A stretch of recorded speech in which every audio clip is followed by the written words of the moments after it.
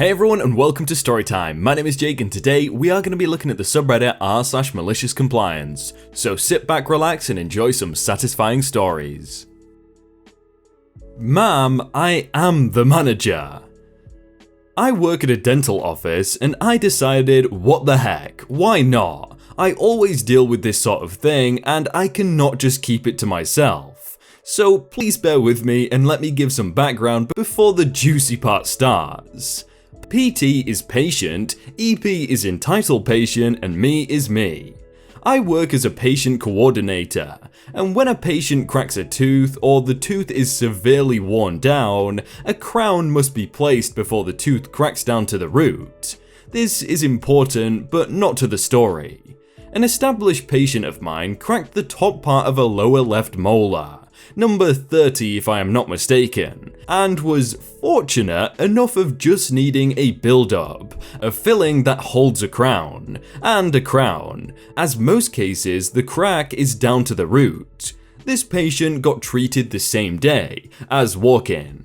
After we put a temporary crown on, everything was fine. The patient was aware that a permanent crown can take anywhere from 1 to 3 weeks, 3 weeks max to get back to our office. And in our office, the permanent crown must be delivered by the doctor that started the process. Each doctor has their way of doing treatment, and we schedule the permanent crown delivery 2 weeks out. No, my new co-worker, whom started in my office a week prior and has not yet accustomed to scheduling like we do, accidentally scheduled the patient on a different doctor's date. Here is where the story starts. We called the patient a week prior to her appointment date, then 5 days, then 3 days, and then on the day of her appointment. Each time, no answer, but we did leave voicemails. On the day of her appointment, she walks in. I say, "Hi, entitled patient, have you heard the voicemails we have sent?" I was hoping she did and was just coming in to reschedule. Boy, was I wrong. Oh, and she is a troubled patient because it is her way or she hits the highway. No, I don't have time to listen to my voicemails. I'm too busy making money. Oh, because we have called you several times to... Yes, I know you have called, and now I am here. Oh, okay. Well, we were calling you to let you know that we accidentally scheduled you in with the wrong doctor and need you to pick a day and time that best suited you on the days that he was here. Do you have a time in mind? Entitled patient looked like she was going to start spewing fumes and toxic gas out of every pore of her body. What do you mean you scheduled me on the wrong day? This is professional workplace, and you must act accordingly. If the doctor is not here, then just call Dr. Blank to get over here and do this tooth. I'm sorry, but unfortunately Dr. Blank is out of town in another office. He will not be back until... Just call him. It will only take a few minutes. And what is the big deal? Can't this doctor just put the crown on? Sorry ma'am, but no. Per company policy, the doctor whom started the procedure must be the one to finish it. Let me speak to the manager. I need to speak to her now. I hate those people whom feel like they can just demand and receive. The good part is that this patient does not know or has even seen who my supervisor is. My supervisor, who is the coolest boss around, but scary when she's having a bad day, gave me the authority to act as assistant manager when she is not around, or able to help at that time. With this particular patient, she allowed me to be firm and direct, not rude. I said, "Okay," and on my rolling chair spun around 2 times and stood up and said, "Yes ma'am, I heard that there was an issue with your crown delivery, am I correct?" Entitled patient looked mortified and just realized that she made a horrible mistake and said, "Well,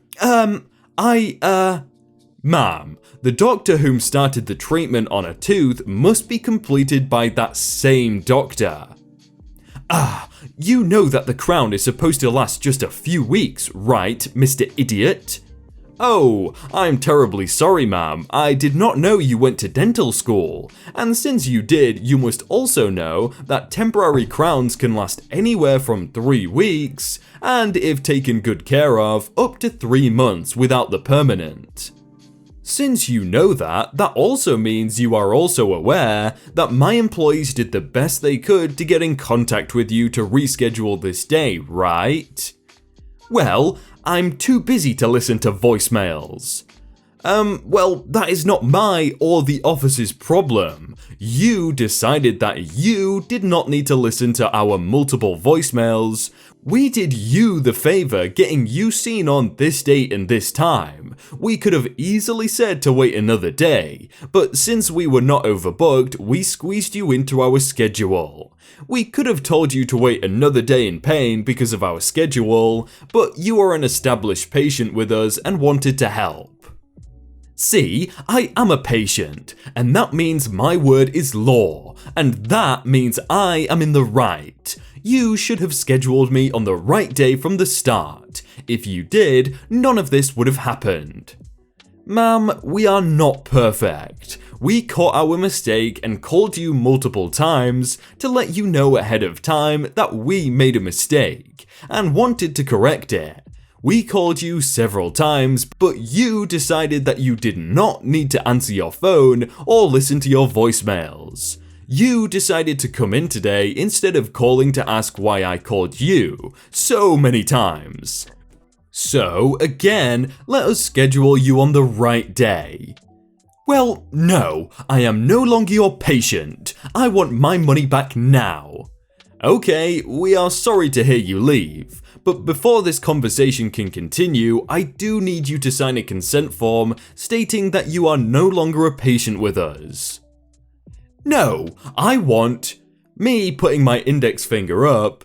No, once you sign the consent form stating you are no longer a patient with us, and I can scan it in and put into your chart, then we will continue this conversation. But make sure you read this consent carefully, down to the very last detail before you actually sign it, please. Keep in mind the cameras are watching and listening to our conversation and you filling out this consent form.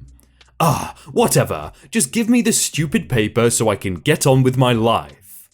She fills out the consent and hands it back to me. This lasted her a good, 5 minutes? All she did was skim through, initialing and signing down to the very last page. This document is a good 3 pages long, stating that all of her documents, treatment plans, and miscellaneous forms will still be in our system until she is ready for them to be sent to any other office before we mark her as an inactive patient. Basically, our office will no longer be allowed to answer her personal dental or medical questions.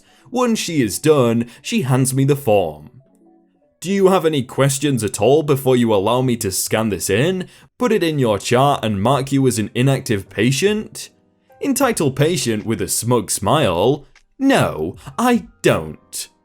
So, I do exactly what I said I would do. Before I did, I made sure everything was initialed and signed. I scanned in the document, moved it to her folder, and before I marked her inactive, I said, "Are you positive that you are aware that once you are inactive, I will still talk to my regional manager to help me reimburse you for the crown and not for the build-up, and you will no longer be our patient, right?" Entitled patient with an annoyed expression, yes. Okay, I marked her as inactive. When will I get reimbursed for this tooth? It depends when my regional manager sees my email and replies. Whatever, as long as I get my money for this tooth. Ma'am, when you say tooth, you mean just the crown, right? Because like I stated before, I marked you inactive. We will reimburse you for the crown and not the build-up. What? We will not reimburse you for the build-up. That is our doctor's treatment to you. I will still talk to my regional manager and have her help me reimburse you for the crown. Ah, fine, call me when you do it. Let me know when I will be getting my money back. Sure, just make sure you pick up the phone this time, please. We do not want another incident like this to happen. Whatever. As she started to walk towards the door, she turns around and says, I need to use the bathroom. Me, with the biggest smile I can give, and say, unfortunately, ma'am, our restrooms are for patients only. She scoffs, turns around, mutters something under her breath, and pushes the door open angrily of our office.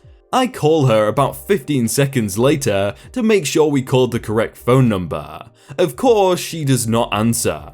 She does, however, come back into our office and asks, wow, is my money back already?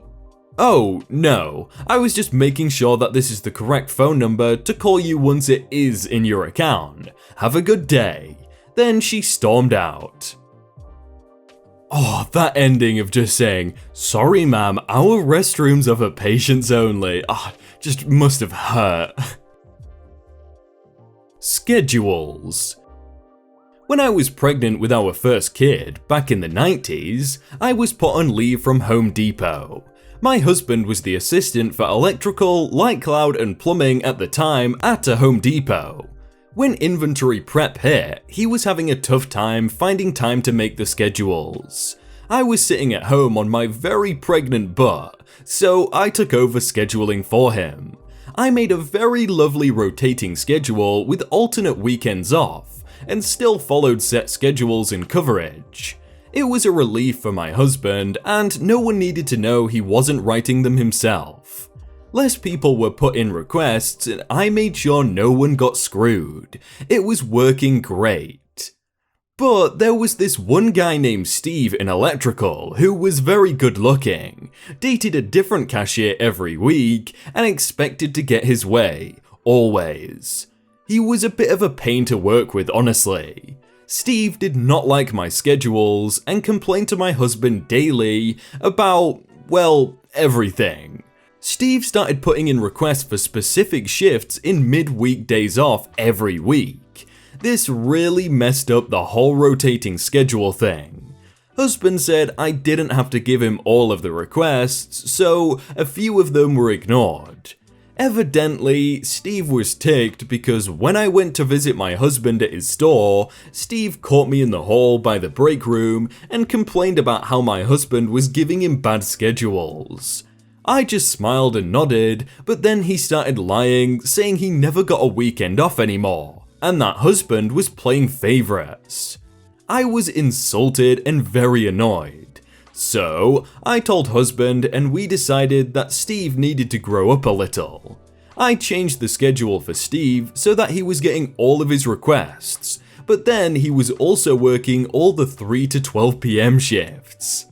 Steve's griping stopped and he ended up asking to be put back on the regular rotating schedule again.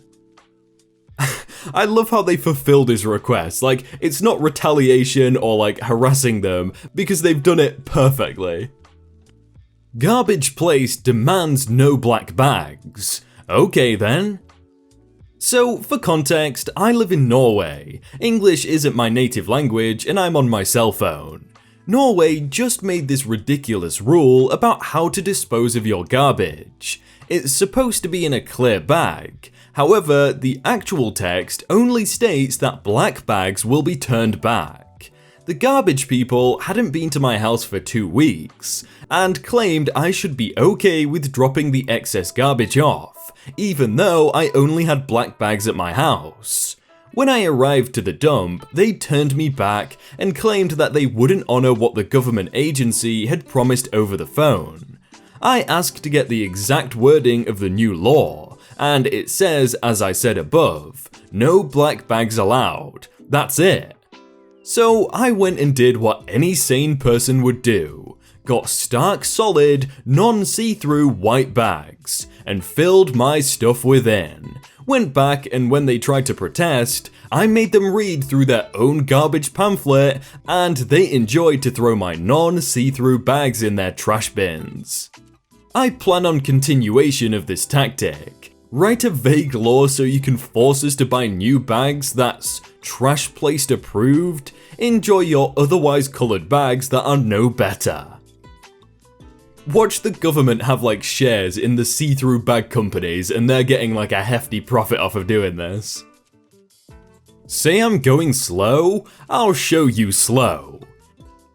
This is my stepdad's story. He's a charter bus driver. I'm in the US, and something to note about speed limits on the freeway where I'm at is that sometimes you have slower limits for semi-trucks and buses. Usually something like 70 miles an hour for regular vehicles and 60 miles an hour for semi-trucks. Also, the standard is that most people go about 5 over the limit. This time, Dad was driving a college team to and from their event. The coach was being a bit of a jerk about getting there and home on time, but Dad just shrugged it off as he knew he was going to make it there with time to spare. A couple days later, he saw that he was scheduled to take the same team next week. He emailed the coach to get some of the details on the trip: pickup, meals, equipment, etc. The coach sent a snarky email back with the details and some additional language along the lines of, "And can we drive the speed limit this time? Last time you were below the entire way." The coach also CC'd his boss. Dad responded professionally that he goes the speed limit. Coach responded that when they've had other drivers, they all did 70 on the freeway. So now boss is ticked since all of his drivers just got thrown under the bus for speeding. Dad's ticked as he's catching flack from his boss, other drivers, and the coach. Other drivers are ticked as well as the boss is now on their case for speeding. Boss makes it clear, no speeding. So Dad shows up with a printed copy of the regulations to pick up the team, shows the coach where it says buses obey the truck speed limit, then proceeds to drive the exact speed limit the entire way. Oh, I really hope they were late. Hey everyone, I hope you all had a really good day and that you enjoyed that video. If you want to check out some other videos, then click on screen right now, or check out the playlist down below. If you enjoyed that video, then please do leave a like. And if you want to submit your own stories, then you can do so by joining the Discord in the top link in the description. But thank you so much for watching, and I will see you very soon.